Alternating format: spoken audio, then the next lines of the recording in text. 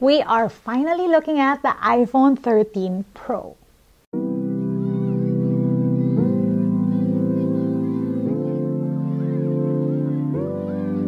Good day, you beautiful people. Welcome to LAZADA's Tech, where we do tech in your life in style. Today's video is something special. We are unboxing the iPhone 13 Pro. We're checking out what is new with this phone, how it compares to the iPhone 13 and the 13 Pro Max. Also, some sample shots. I did get the gold version just because I felt it would match better with gold jewelry. This particular version also has 512 gig of storage.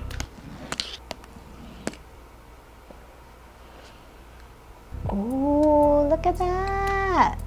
That's so pretty. Let's see what else is in the box, although we all know what else is in the box. USB-C lightning power cord, SIM tool, paperwork, and an Apple stick. SIM tool, paperwork, and an Apple sticker. Of course, nothing else is in the box. Don't you just love those gold edges? I told you this color would look good with gold. So on the side, you have power button, speaker grills, lightning port, SIM tray, volume buttons, and then that silent button. I will say, after having been using the iPhone 13 mini as my daily, this phone definitely does feel weightier, more solid. I don't know, maybe it's because it's in gold, but those shiny sides definitely make a big impact. 3-cam setup on the back. And around those cameras, the details are also like gold. It's the same color as the sides. You have that bigger camera module. Oh, that looks so good. Moment of truth. Let's power this thing up, and in the meantime, a montage.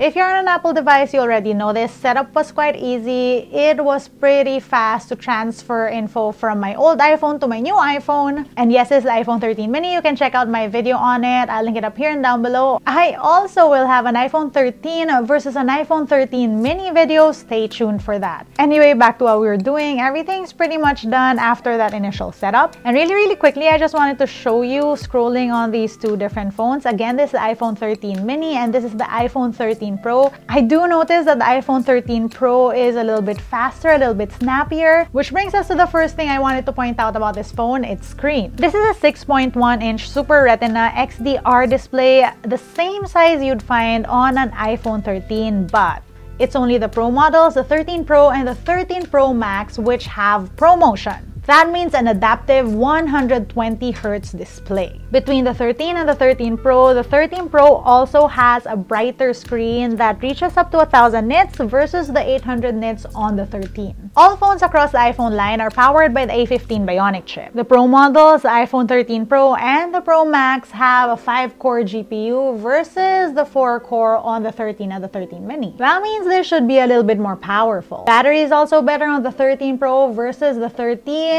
Though it's still the Pro Max which champions the best battery life in all of the latest iPhones. Tiny bit of a difference, but one that's pretty obvious when you look at these phones. Sides of the Pro version phones are made out of surgical stainless steel versus the aluminum on the 13 and the 13 mini. And of course, we have the difference in color offerings between the two phones. And also another exciting new iPhone feature, the new Pro phones already have a 1 TB storage option. I have the 512 gig version here, but yeah, you can get this with 1 TB storage. That's a lot of photos and videos. And speaking of photos and videos, these cameras are the best cameras on any iPhone right now. Versus the 13 and the 13 mini, which have 2 cameras on the back, the Pro versions have 3. You have the main shooter with sensor shift technology, you have a telephoto lens for up until 3x optical zoom and 15x digital zoom, and there's that Y that can also do macro.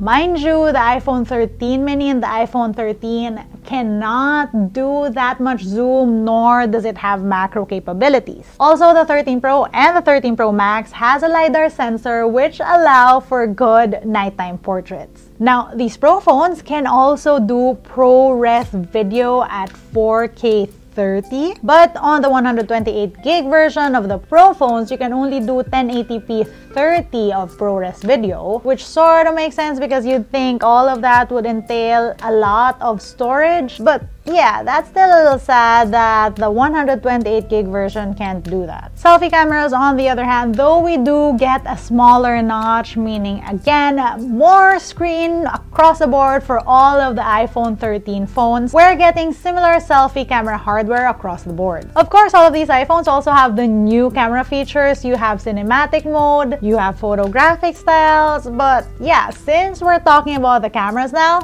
time for some sample shots.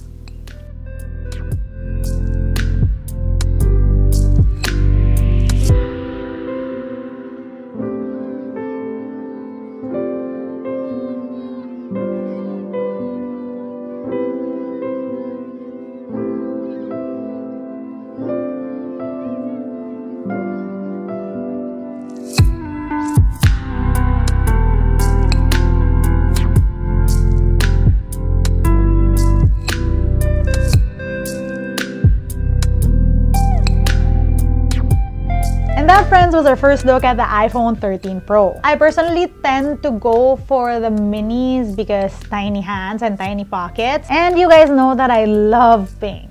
But aside from pink, I also really like gold. So happy I got this version because I like the look so much. For people who want to create content on their phones or just want the best that Apple can offer in terms of cameras and in general features, the 13 Pro along with the 13 Pro Max, if you like it bigger, might be something you'd want to look at. And I've got to be honest, I've been on the 13 Pro for a few days now, and especially coming from the 13 mini, I already see how great the cameras are. And that's saying a lot because you guys know how much I've been rooting for the mini form factor. I always knew that the 13 Pro or the Pro line cameras were good, but I didn't know they'd be this much better. But let's save all these thoughts for my upcoming videos, camera vlog tests on the 13 mini and the 13 Pro. Of course, it's just my first look at this phone. I would need more time with it to sort of get to know it and make up my mind about it fully. Let me know if you guys have questions about this phone in the comment section down below. If you want to see how I use my tech on a daily basis, find me online. That's LAZADA_ on Instagram, Twitter, TikTok. Until next time!